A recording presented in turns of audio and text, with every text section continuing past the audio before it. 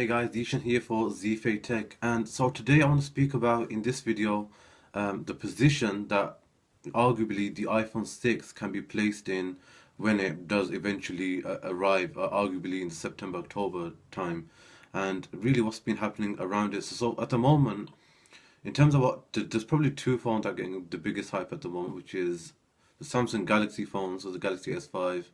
Kind of started with the ball started rolling for Samsung really with when the S3 came out, and also HTC One is getting a lot of hype mainly because, and some people prefer that as the best phone at the moment or the best Android phone at least.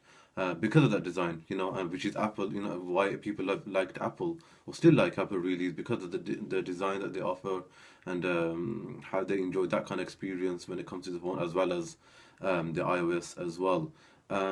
So that's kind of placed phones like the HTC, but more specifically like the Samsung Galaxy S5 and S4 and S3 really well in the market of smartphones. And so that's quite interesting to look at that. But I'm trying to look at it another perspective, which is, and maybe not many people do actually look at this perspective, which is why is the question that I want to ask is why do people actually switch? Why do people actually really go to and look over to the Samsung guys and HTC guys more closely and liked what they were doing and eventually obviously went over to them and bought their phones from coming being an iOS user or Apple user, then went over to them. And I think there's probably two reasons, right? The two biggest reasons that they probably went over is battery. The battery that they use is a lot better. But this kind of resulted by the number one reason, in my opinion, which is the screen size. And a lot of people wanted that. A lot of people have, especially Apple users, including myself in a way, we were all asking kind of the question that, when are they going to be making the bigger screen? We do need a bigger screen. And Apple kind of uh, stayed away from that really. They not just stayed away from that, but also, as most of us would say, quite happily that they are probably 2 years at least, maybe 2 years behind what the customers want. And Apple have always gone down the route of, this is what we want to do and we kind of know best type of attitude. Whereas that's fine, as an innovative company and as a company like Apple is, that's kind of obviously what Steve Jobs kind of, was like, and that's kind of personality that he gave the environment, I guess, of Apple. But sometimes you have to listen. So now with the new iPhone 6, most of us are saying with the leaks and the rumors that are coming out that there's definitely going to be a bigger screen, a 4.7 inch to start off with, and then there might be a second model that might be bigger, so maybe 5 inch or maybe even more bigger than that. So when that comes out, I really genuinely think that once that comes out, obviously the battery will improve with that and other things will improve. But the big thing is the big news and the big thing to be happy about is the screen will be bigger, and that's really what everyone's been asking for too long. And 2 years is too long in the world of mobile technology.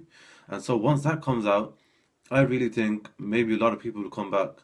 A lot of people will actually come back to Apple, the iPhone. A lot of people will actually like it a lot better because I don't think a lot of people. I mean, even though the people said, the iOS isn't that great. It's pretty much stayed the same, very stale. It's a lot more. You could customize a lot more in. I don't think that was the number one problem really. I think number one problem was definitely the screen size. Really being because a lot of people like to do a lot more on their phones, as we all know, as we're all guilty of it, and so that is really the main reason. And I think that could hurt Samsung. And one of the reasons that can hurt Samsung is because the mobile devices is probably the biggest business that Samsung generate year in year out now.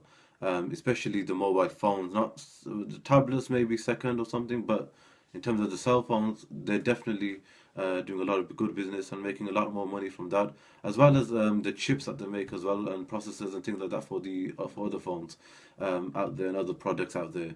But that is a huge part of their business, and so if that gets attacked, and if that's not doing well, then Samsung are struggling because the laptops not doing well, not making a lot of profits, desktops not making a lot of profits, and also TVs as well. They're not really making a huge profit out there as well. So Samsung can be worried, and arguably, in my opinion, if they get it right, if Apple get it right, iPhones can get back up there. I mean, the new financial announcements that they made, Tim Cook made not too long ago, last last week, I think it might have been this week actually. The numbers were quite good, and most analysts said we were really impressed with that. Shareholders are pretty happy with that. I think Apple are like paying them back as well a bit of the money that they get. And when I say bit, I mean billions of dollars. So people are looking happy, and I think the hype is probably dying down now with the Samsung Galaxy line. So that's my view, guys. I think the iPhone 6 could possibly be the phone that can really bring back Apple back on track and give them a bit more success and get them a lot closer to what Samsung really took from them. So that's my view, guys. It's really just an opinion on what I think. Just to let me know what you kind of think, what the iPhone 6 will probably do for Apple and for the world of technology and mobile technology more specifically. So thanks for watching, guys. Do subscribe for more video content. Do subscribe and follow me on Instagram, Twitter, and Facebook. And subscribe for more videos. And I'll see you in the next video.